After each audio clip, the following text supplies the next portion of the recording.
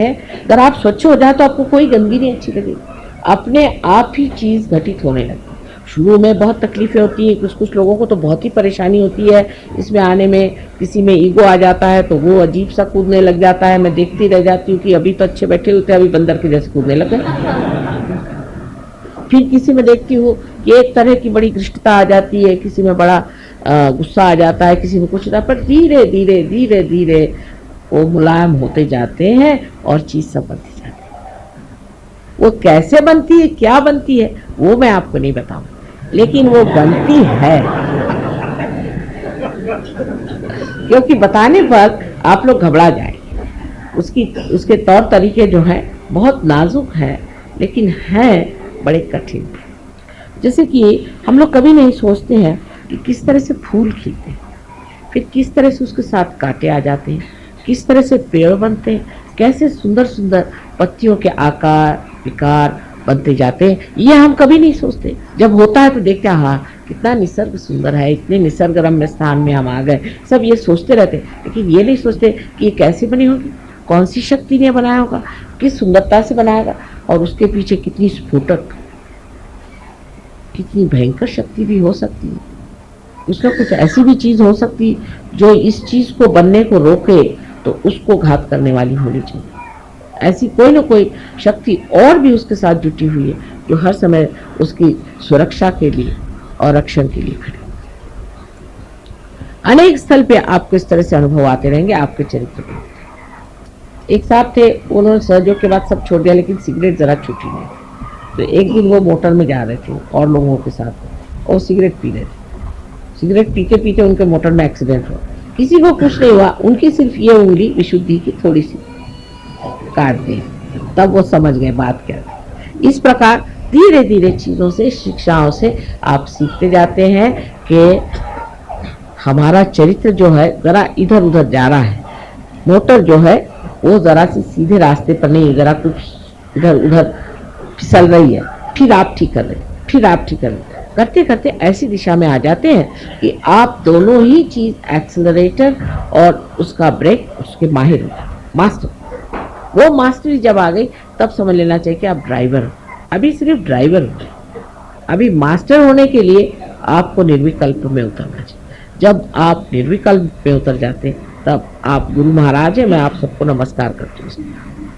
सब आप लोग गुरु हो जाए, अपने ही गुरुत्व करके, अपने ही को सिखाकर, अपने ही को समझाकर। आप गुरु ऐसे वैसे नहीं हुए, दूसरों को सिखाना बहुत आसान है, लेकिन जिस तरह से हमारे कॉलेजेस में पहले टीचर्स के पास हम पढ़ते हैं, फिर जाके प्रोफेसर से पढ़ते हैं, मेहनत करते हैं, फिर हम गुरु होते हैं। इसी प्रकार सहयोग में भी पहले अपने ही ऊपर उसका सब अनुभव करके, उसका पूरा प्रयोग एक्सपेरिमेंट करके फिर हम गुरु होते हैं। और जब हम गुरुत्व को आ जाते हैं तब फिर हम जानते हैं सबका कि हाँ हम भी ऐसे ही थे, तुमको हम जानते हैं, हाँ हाँ ऐसे ही हमारा था, यही मामला था, हम सब जानते हैं ये सब। तब फिर बहुत आसान हो जाता है, तब आप गुरु हो जाते हैं। और इसको कहना चाहिए कि सहज का जो चरित्र बनना और सहज में ज्ञान को प्राप्त होकर के उसमें, ये चीज जब तक नहीं आती है तब तक मनुष्य में उसकी विशेषता नहीं होती। लेकिन अब आप देखेंगे कि जिस वक्त आप गुरु हो जाते हैं तब आपको पता होता है कि अभी हम में कमियां हैं, तब आपको कोई ना कोई तपश्चर्या करनी है। वो तपश्चर्या का मतलब ये नहीं कि आप कुछ उसमें भूखे मरिए, ये तो माँ कभी नहीं चाहेगी, क्योंकि माँ को दुख देना तो आप भूखे रहिए। भूखे रहने की कोई जरूरत नहीं, भूखा रहना बिल्कुल जरूरी नहीं है। हाँ अगर आपको नहीं खाना तो नहीं खाइए, वो दूसरी बात है, पर परमात्मा के नाम पर आपको कौन सा तप करना चाहिए, कौन से तप से आप चलना चाहिए। परमात्मा के नाम पर एक ही तप करना चाहिए, माने ये कि अपनी स्थिति निर्विचार में बनानी चाहिए। ध्यान धारणा से अपनी सफाई करके अपनी स्थिति आपको निर्विचार में बनानी है। निर्विचार में जब आप आ जाते हैं तभी आपका जो ये पौधा है बढ़ता है। इसलिए बहुत से लोग कहते हैं माँ मुझसे ध्यान नहीं होता, तो भैया आधे ही रह जाओगे। ध्यान रोज करना होगा। जब तक ये तपश्चर्या नहीं की जाएगी तब तक आप पूरी तरह से प्रकाश में नहीं हो सकते। तब तक आप दर्शन जो उन्होंने कहा हुआ है उस दर्शन को प्राप्त नहीं कर सकते।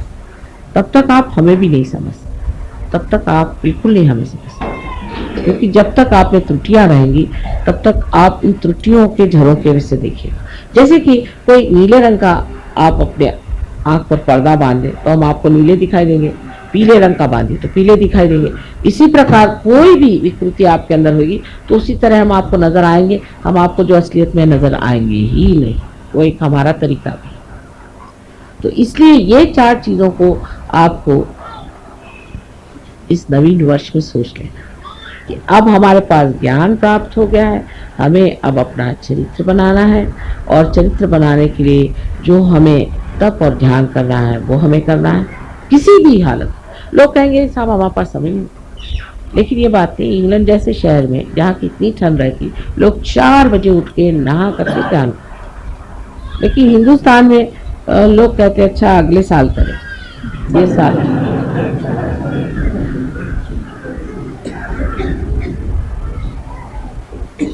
और जैसे जैसे हम उत्तर की ओर बढ़ते हैं, लोग तो सोचते हैं कि अरे क्या जरूरत है, हम तो कैलाश की तरफ बैठे हुए हैं, हमको क्या जरूरत है, ये दक्षिण वाले करते रहे मेहनत, हम तो उत्तर में बैठे हैं। उत्तर प्रादेशिक लोग जो हैं, तो जितने भी उत्तर में लोग बैठे हैं उनको पता होना चाहिए कि हालांकि कैलाश उत्तर में है लेकिन दृष्टि उनकी दक्षिण में है, इसलिए उनको दक्षिण मूर्ति कहते हैं।